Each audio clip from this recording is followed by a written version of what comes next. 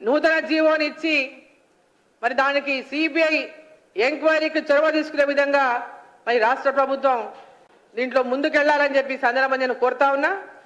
Judicial enquiry కాలయాపన తప్ప మరొకటి విషయం అందరికీ తెలుసు మనకి.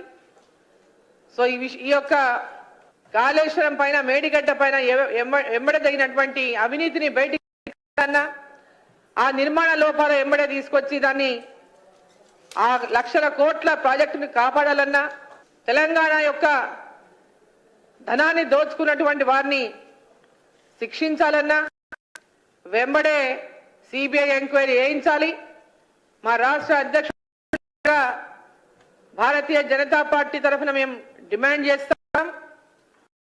వెంబడే సిబిఐ ఎంక్వైరీకి తీసుకోవడానికి మరి రాష్ట్ర ప్రభుత్వం చొరవ తీసుకోవాలని చెప్పి సందర్భంగా నేను ఈ రాష్ట్ర ముఖ్యమంత్రి రేవంత్ రెడ్డి గారిని నేను కోరుతా ఉన్నా.